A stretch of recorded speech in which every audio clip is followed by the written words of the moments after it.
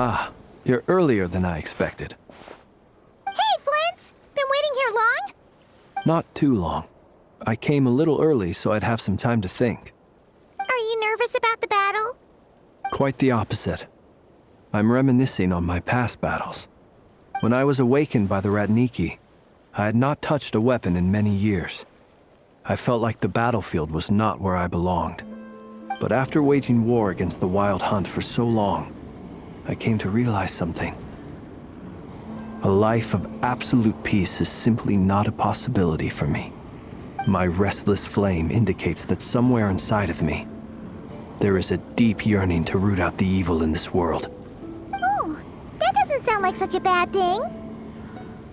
Well, in the past, when I was a Fae whose primary concern was hibernation, it was hardly ideal. But it certainly serves me well here in the present. And I am delighted to be able to join forces with you in this endeavor. Looks like I'm not the first to arrive. Ah, Miss Lauma. Did you sleep okay last night? I struggled to settle down at first, because of the nerves. But don't worry. I got enough sleep in the end. I'll be just fine. Please, I'm just doing my part. Never! Over here! Aino asked me to relay a message. She said Anefa will be on high alert and keep a close watch over all secondary districts where defense is required, providing support as necessary. Meanwhile, Aino herself will provide range support to us directly, using her latest invention. Excellent. My thanks to all involved. The chest set's looking a little unstable. It won't hold him much longer. We should be prepared to engage at a moment's notice. No sense sitting around waiting. Let's make the first move while we still have the option. I agree. Paimon, find a safe hiding place. Got it! Be careful, Traveler! I will.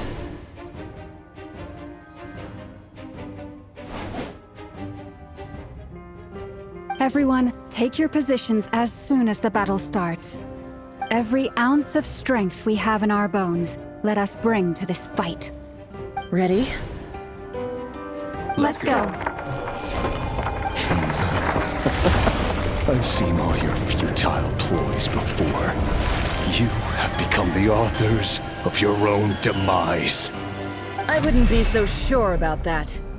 You are merely a moment of sport before I tear down the moon.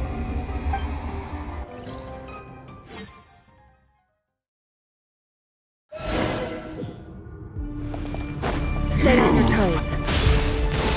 Yup! The moonlight betrays you. Can't hide the truth.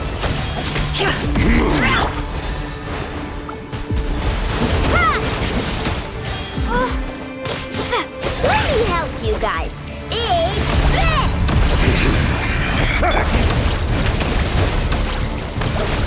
Close your eyes. Lush as the moon. Stay your hand. It all adds up. The moonlight betrays you. No more lies. Seek within.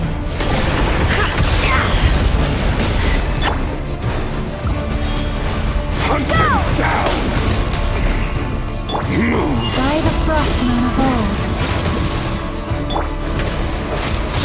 Observe.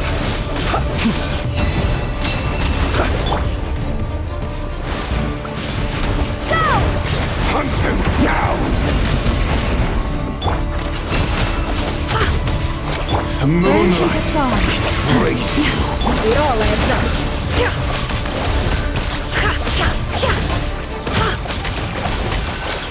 Hunt them down!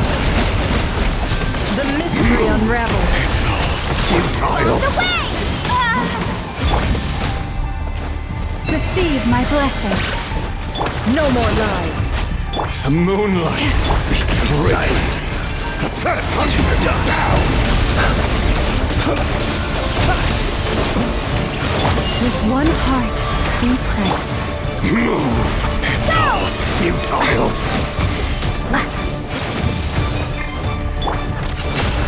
Hunt them down!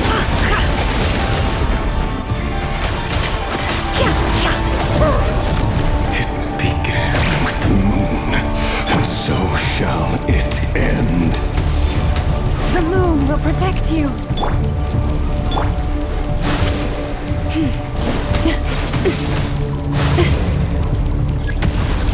A grave transgression. Do you see now?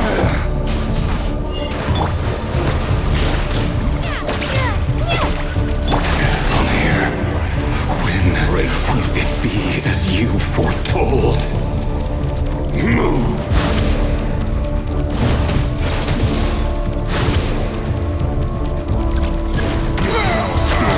Welcome here.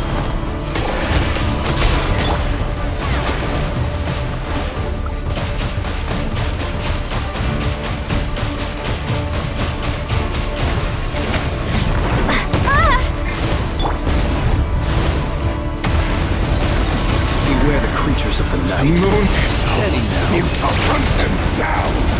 For the everlasting forest. Branch into song. Can I the tree? Absurd.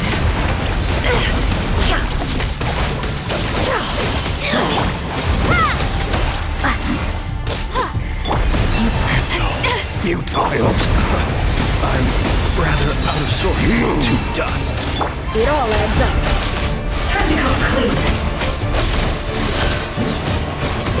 Shame. Seek within.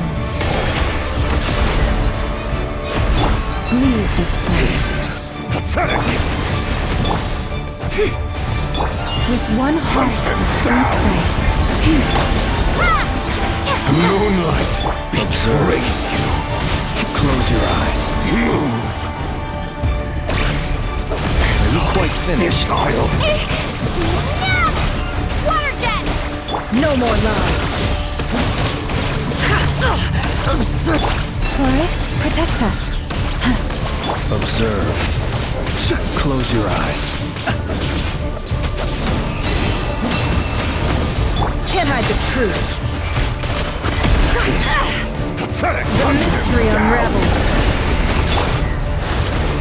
The moonlight betrays you. It's all futile.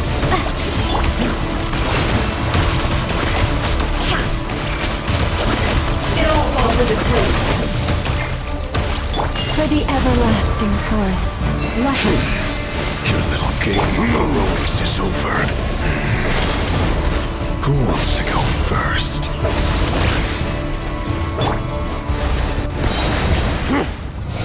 No. Get out of my sight!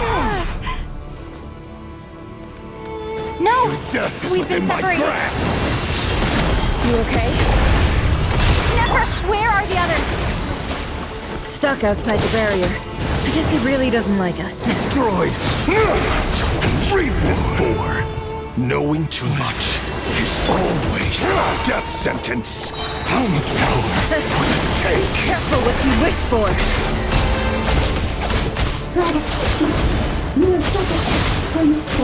Lauma! Can you hear me? Silence! Voices are gone. But at least I know they're still there. I need to focus. Stick to the plan. Remember my most important task. Just keep stalling him. If I can stall him for long enough, the moment will come.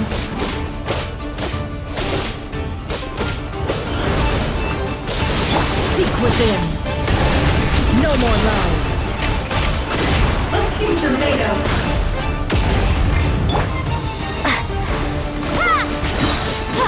Wipe out!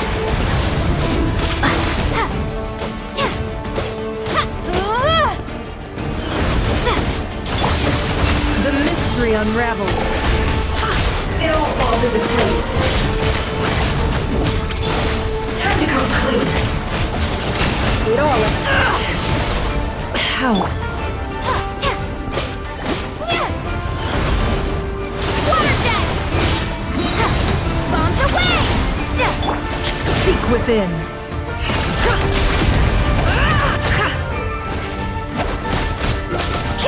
No more lies. Time to come clean.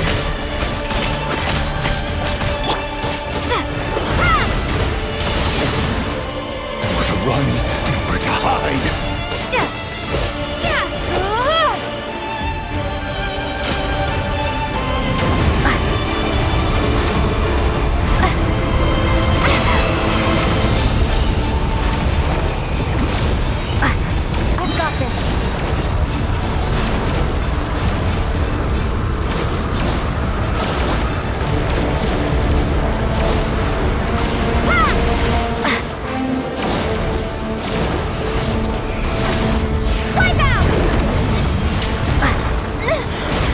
shield's broken. I can't keep this up. Don't push your luck. Your death is within my grasp! Can't hide the truth. Shameless. It all adds up. The deception ends here.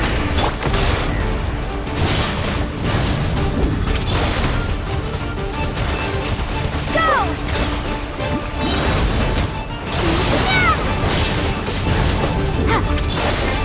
No more lies.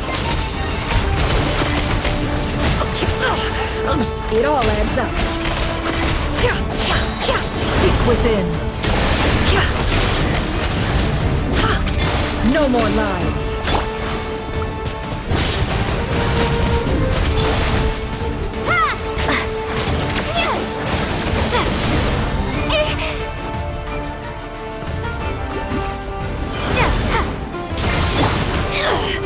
Can't hide the truth. The deception ends here.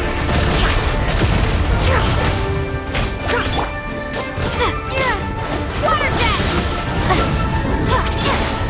How much power will it take? It all adds up. No more lies. Let's see the tomatoes.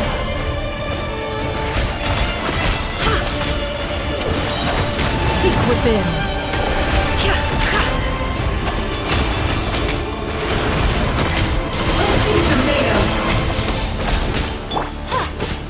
Water jet!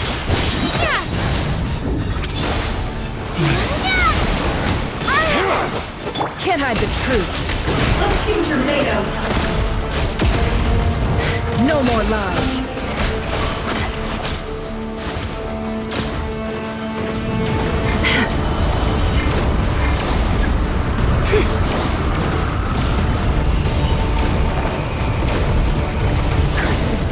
There's no other way.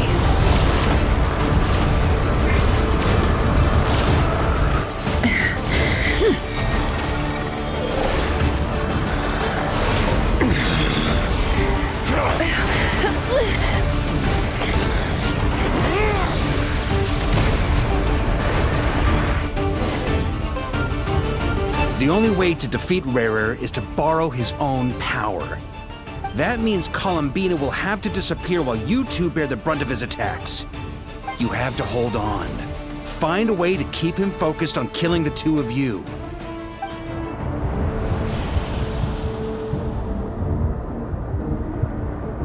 Never! Your eyes are bleeding. Soon you will be powerless to resist. And then, I will reduce you to dust. But that dust will plague your memories. Come on, keep holding on. Any other tricks up your sleeve? Let's see them. As entertaining as they are, you've backed yourself into a corner. You don't fool me. I see your fear clear as day. I have to stoke his rage, make him unleash everything. You fear what you could never defeat. You fear the thought of never being able to save your beloved. You cannot win the fight against fate, Rerir. Is that what you think? Well, now it's your turn to feel afraid!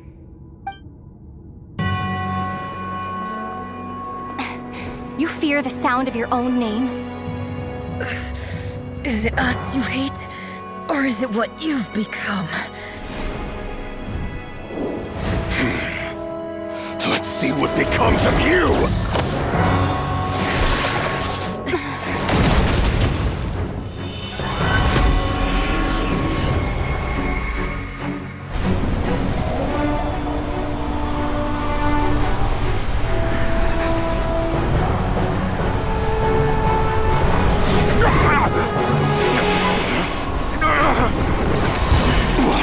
Happening? That power. I've seen it before.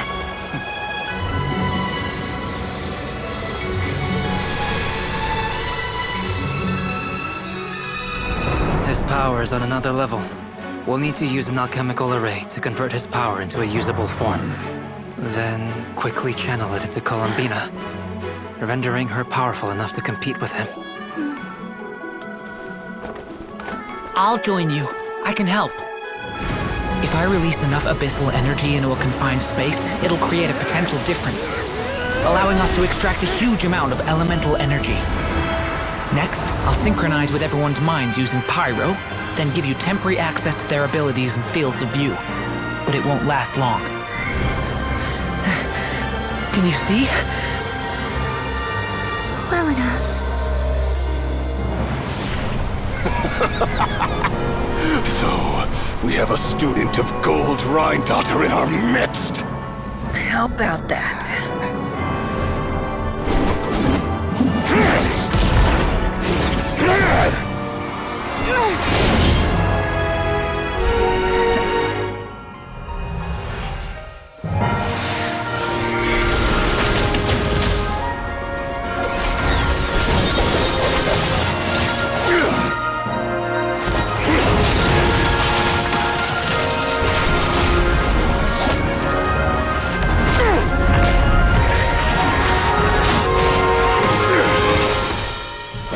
You use my own power against me? Just like how you stole Kuvaki. Look familiar?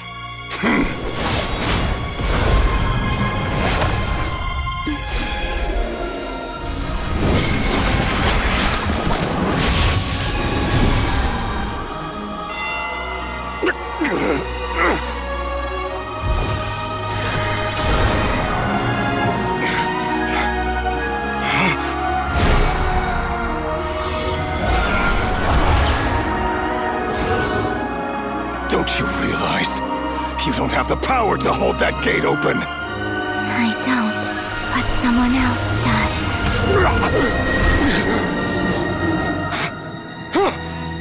Goodbye, Rerir.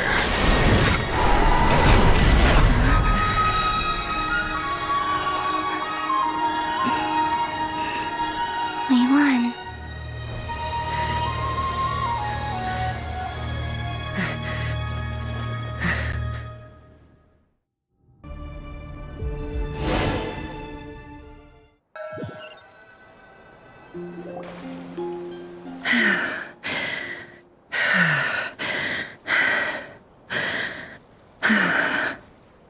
Nefer, how are your eyes? They're fine. Apart from the blindness, of course. It's not too late. Let me handle it.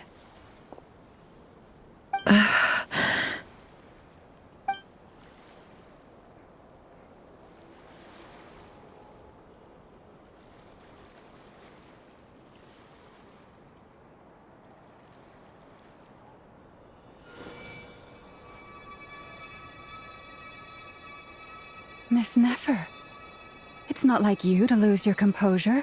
That was the most reckless thing I've ever seen you do. Reckless how?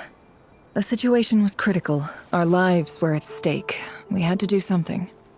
Even so. Okay. I guess you're right. Under the circumstances, it was a wise decision. You traded your eyes for an incredible victory. In business terms, I suppose that's a huge return on investment. I'd be hard-pressed to argue otherwise. Still, I don't like this outcome, and I don't want you to lose your sight for good. People suffer when they make sacrifices they shouldn't have to make, whether that means faith, strength, or in this case, your ability to even see. I had hoped you could win without sacrificing so much as a single hair on your head.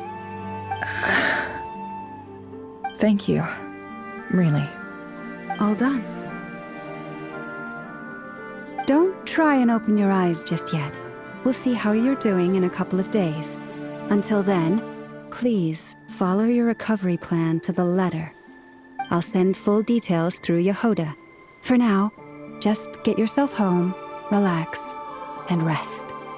My dear friends, we have fought bravely and achieved a spectacular victory. A dark cloud has been lifted from the skies of Nod Krai. All in this land will be grateful for what you have done.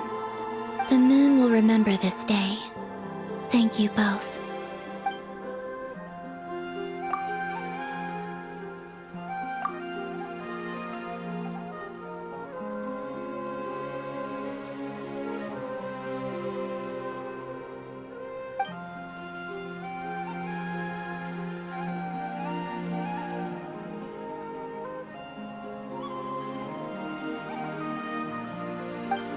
There's something I want to let you know. What is it? When Durin connected everyone's minds so I could access their powers, I also felt everything they felt. And since Nefer's eyes were injured, my eyes are hurting now too.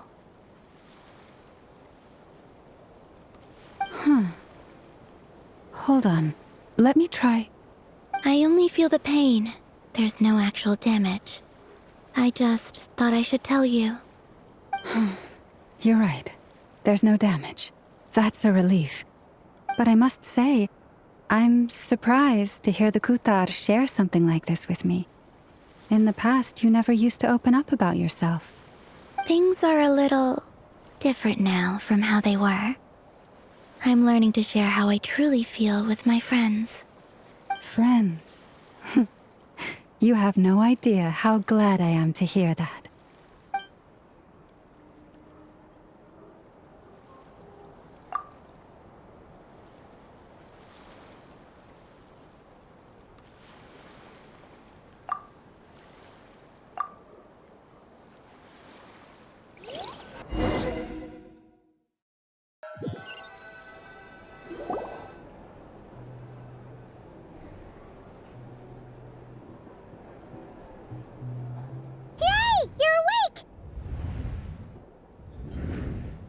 How are you feeling? Any aches and pains? Did you sleep well? I'm doing all right, Paimon. No need to worry about me. Phew! Well, that's good. Paimon's been sitting on the edge of the bed worrying about you for ages. You slept a whole day and night. Poor Paimon had to eat all by her lonesome.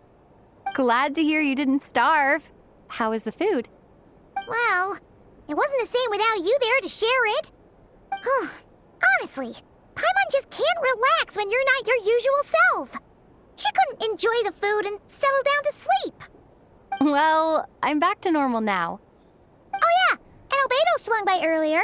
He said to tell you to head to the tavern when you woke up. Varker and the others are organizing a victory feast and they want to celebrate with you. He also dropped off some medical supplies, but you seem fit as a fiddle, so guess you won't be needing those. If you're feeling up to it, let's head over now. Wouldn't want to keep them waiting.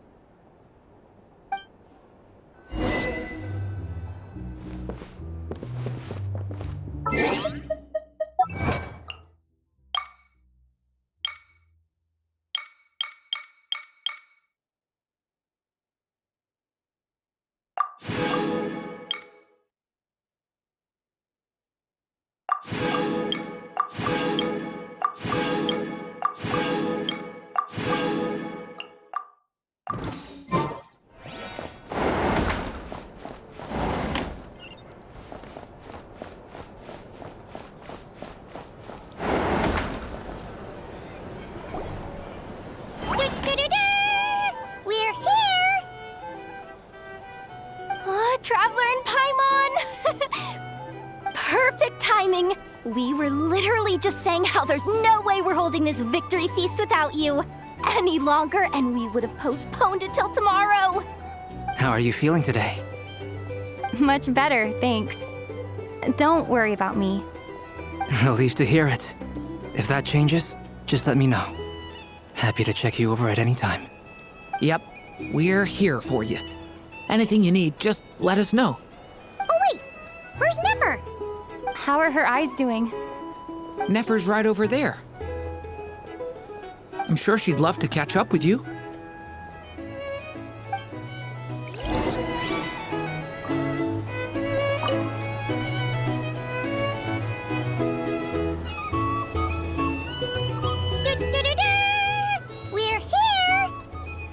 Traveler and Paimon! Perfect timing. How are you feeling today? Much better. Relieved to hear it. Yep. Oh wait, where's Nefer? How are her eyes? Nefer's right over there. I'm sure she'd love to catch.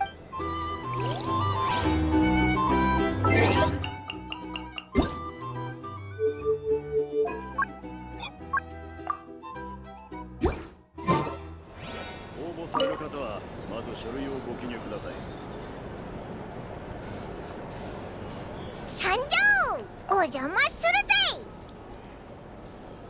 旅人、パイモン！待ってたぞ！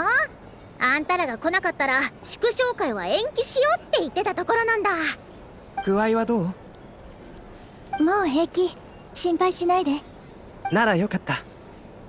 気になるところがあったら僕が見るからすぐに言ってくれ。うん。他にも必要なものがあったら教えて。ネフェルは来てないのか？ネフェルの目はどう？ネフェルさんはあそこ。話しかけに行ったら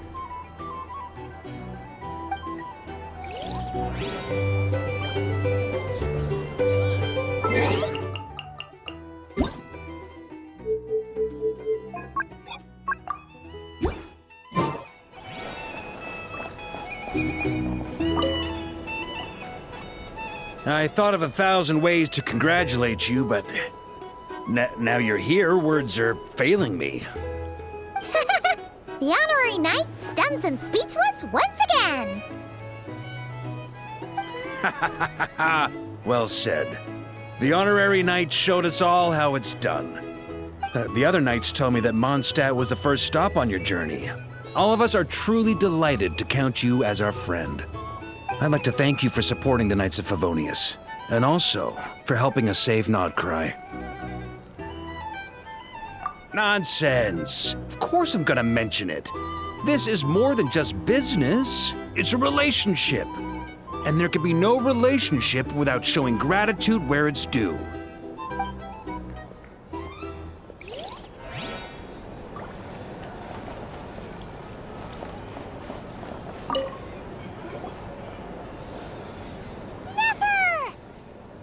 Traveler, Paimon, are you recovering well?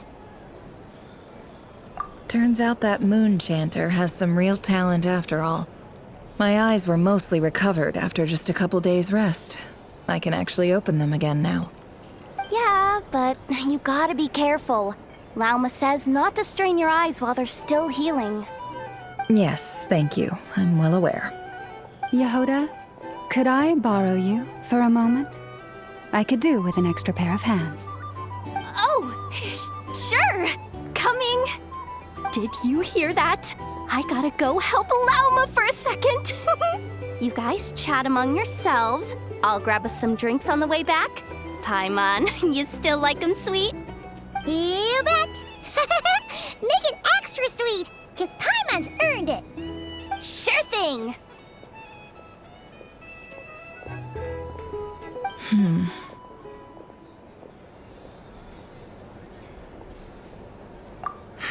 The Rerir of Solnari. Kind of a snake, don't you think? No, definitely a snake. A poisonous one who spewed his venomous hatred everywhere. Anyone who seeks revenge out of hatred for other people has become a snake. That's something my dad used to say. Perhaps. I'm sure it sounds like a very wise and open-hearted perspective to your ears. But me? I think hatred is a perfectly justifiable emotion. What else is left when everything you depended on in life gets stripped away? Something's gotta fuel that drive to keep on living. If you're worried about me, you can nip that in the bud. I'm not someone who gets stuck in the past. It's just... I suddenly feel like I was wrong to call my father a liar. He was just a fool. That's why the Academia turned their back on him, and why the other tribes ganged up on him. Oh, Father.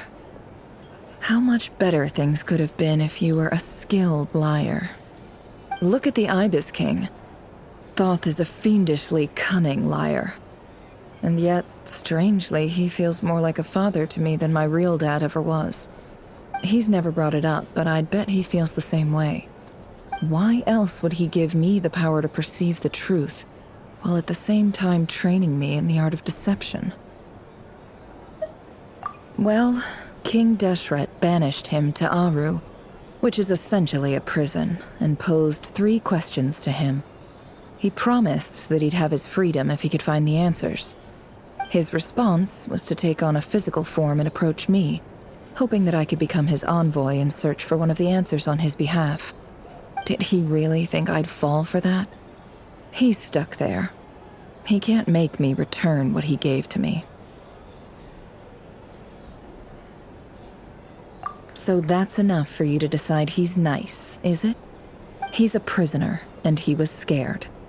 So he decided to perform some good deeds to win people's approval. He lives in fear because he's a deceiver. How is Rerir any different? You can't work as a spy your whole life and expect a happy ending. It's preposterous. Yet I can't say I don't understand it.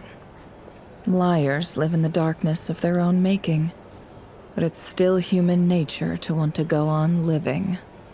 They say that a liar's soul is the most worthless thing in the world. What do you think?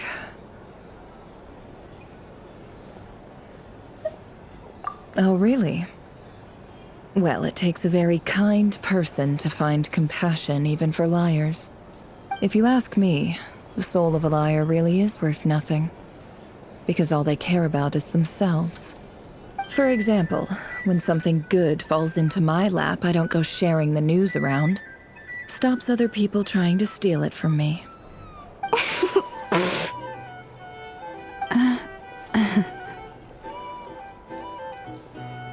So be it. They have sharp ears. I can't keep anything from them. Wow, is that what it looks like? Well, you all know my past now, and I can't simply eliminate everyone who knows too much. So I guess I just have to put up with you, for the foreseeable future at least. When you find yourself in a situation you can't control, the safest play is to keep calm and start monitoring everyone involved like a hawk. In the intelligence world, you need to have a sense of perspective and play your hand accordingly. If you understand what's at stake, please ensure my secret is safe with you. I trust you'll respect my wishes as a friend.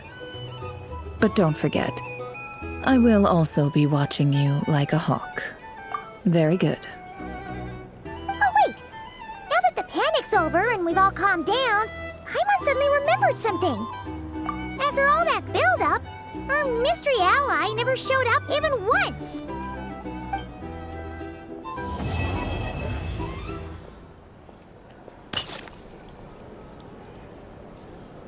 Huh? Am I imagining things?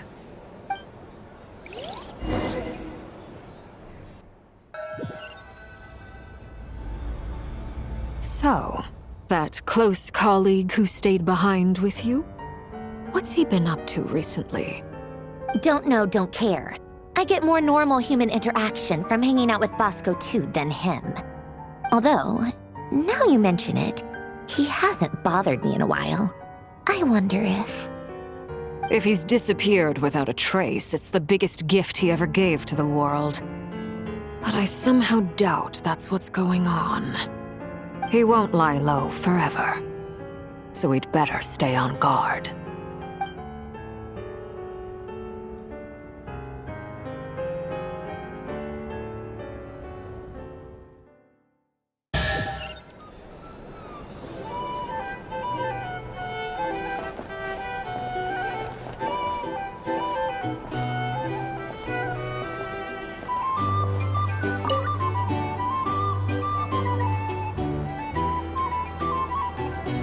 Ah, Lord Sangama Bay. How lovely to see you. I must thank you for the device you provided. It was an enormous help. Would I be right in thinking that it was developed by the Academia? Why come and ask me when you clearly know already? I mostly came to thank you. That's more like it. A little gratitude goes a long way with Lord Sangama Bay. Play your cards right, and you might even stand a chance of becoming my long-term supplier. The chance to work with such a kind and charitable investor as yourself would be a great honor for the Curatorium. Huh? Charitable? Who said anything about charity? First time hearing about it. Let's see.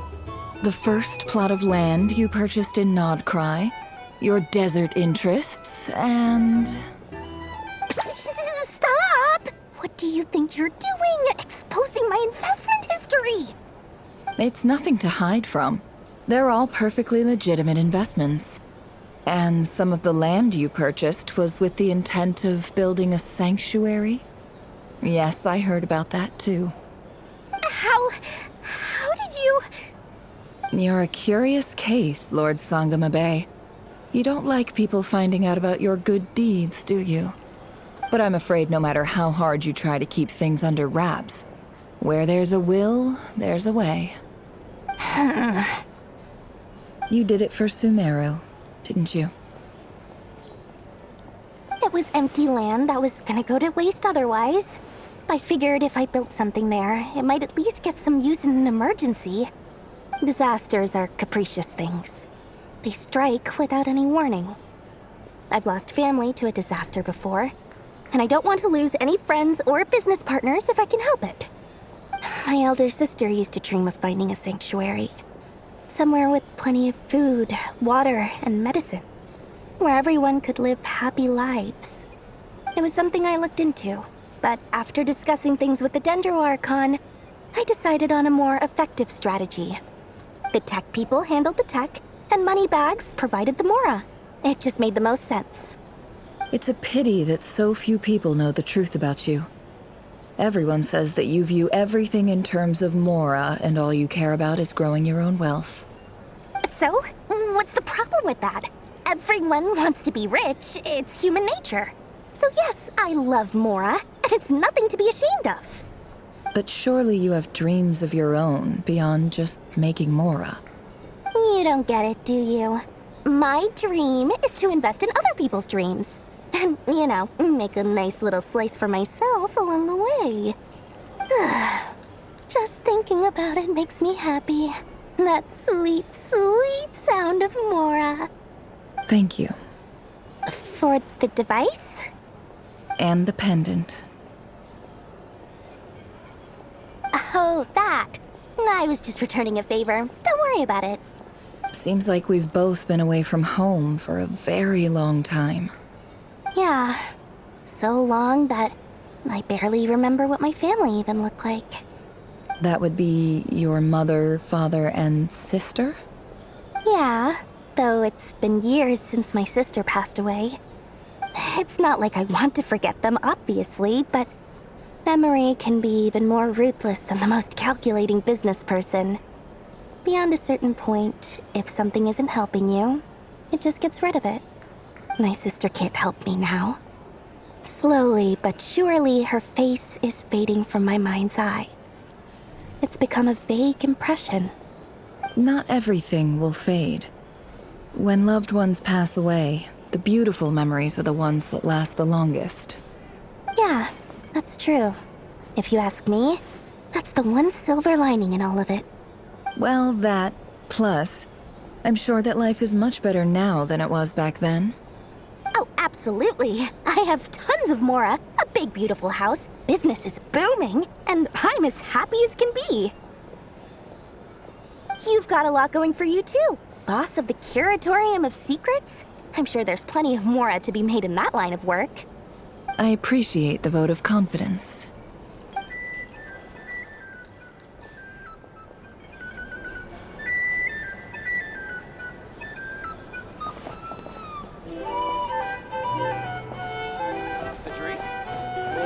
Some information. Either way, I think it's obliged. How have you been holding up? Any adverse reactions? If you start to take a turn for the worse, make sure you tell me right away. You don't need to worry about me, Grandmaster. I'm fine. I mean, I barely did anything, so... What? You're too humble, young man. You played an indispensable role in the battle for Nodcry. We can't thank you enough for your support. Sometimes, when people praise you, it's because you deserve it. The best thing is to accept it calmly and with grace. It's important to learn how to respond to words of admiration. Let's do a quick demonstration. Albedo, that was an incredible feat of alchemy. The pressure was on, but you worked flawlessly at lightning speed to get the job done. Thank you. I can't take all the credit, though. Durin played a big part in forming the alchemical array. See? Did you catch that? A masterclass in how to take a compliment. Okay, yeah. I did work pretty hard to help prepare for the battle. No point denying that. Hey, you guys! Hey, look who's bounced back. Looking good, traveler. Seems like you've recovered. You won't need to take any more medication. Can I get you a drink? Huh? You know how to order at a bar now? You've sure learned a lot recently. Handling a drinks order is ridiculously simple compared to alchemy. Don't worry, I'll blend into society yet. Paimon believes it. You're clearly a fast learner, just like your brother. To be totally honest, though, Paimon didn't quite follow all the details when you first explained the plan to us. Don't worry, that's completely understandable. Unless you're a student of alchemy, it's hard to grasp the principle and how the process works. To put it in the simplest terms, we saw how our enemy stole the power of Kuvaki. And that gave us the idea of stealing his power to turn it against him. When facing an enemy you have no hope of defeating, it's best not to engage them in battle. So, instead of looking for a way to overpower him, we decided to help Columbina get strong enough to at least stand up to him in a fight. For this to work, we had to analyze his modes of attack, confirm who his main target was, and make sure that he wouldn't go beyond the range of the alchemical array. For added security, we prepared a total of 4 arrays. But to mitigate the impact of the battle, we identified one location in particular as the ideal spot, which is where the confrontation took place. The alchemical array absorbed his abyssal power. Then Durin processed it to render it usable by Columbina. That power enabled her to do what would otherwise have been nigh on impossible. What surprised me was that Dainsleif actually agreed to join us. Given his history with Rerir, he had every right to sit this one out. But we're extremely grateful for the decision he made. It must have been a painful choice to make. But I'm sure that making a decision was far better for him than staying in limbo. Absolutely. He was torn between 2 paths, but in the end, he made his choice and stuck to it resolutely. He doesn't strike me as the sort of person who'd stay trapped in limbo for long.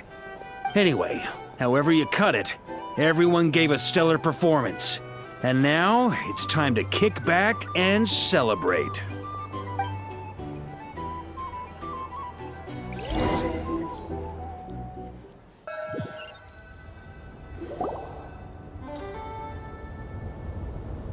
That's the only reason you're here. Yes. I've thought a lot about it. And I've realized that you, me, and Arlecchino should be friends. I think this is very important. So I felt I had to come and tell you. Well, this is a new one. I'm so moved. I can't even hold my teacup. If that's all, you can leave now. Do you not want to be friends with me? Or is it that you prefer being co-workers? What is this, Columbina? Are you deliberately testing my patience threshold? Right now, my politeness module is active. But if you say another word, I swear I'll shut it down. If your politeness module was active, wouldn't you say the word please at some point? Polonia, please see Lady Columbina to the door. Will you still invite me to your next tea party? What? Yes, I think you will. Bye-bye, dear Sandrone.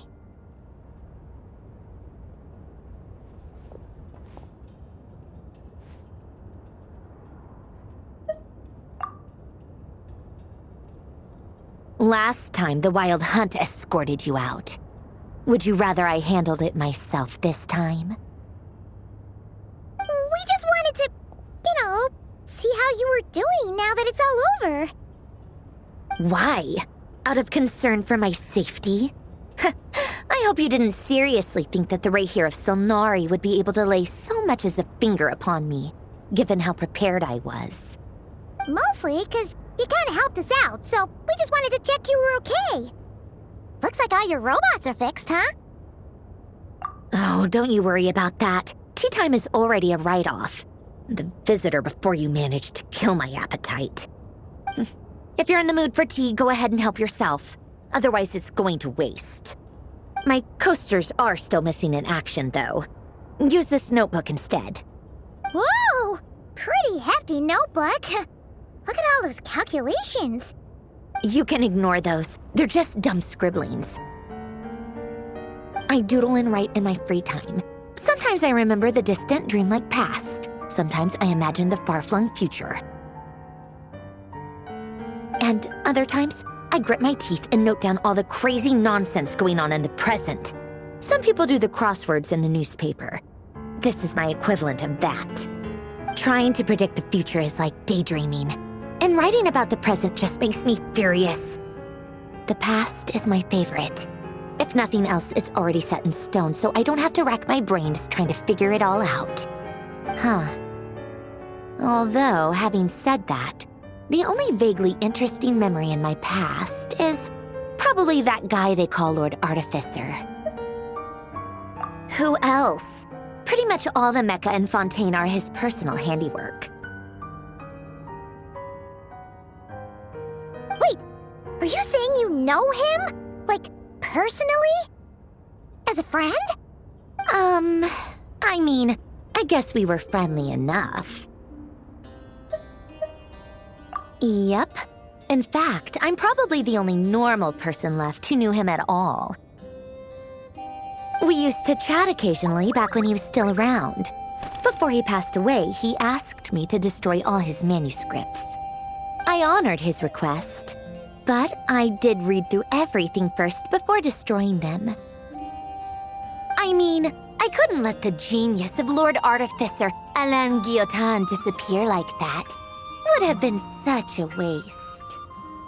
So, that's where the formulas in your notebook are from? I just told you.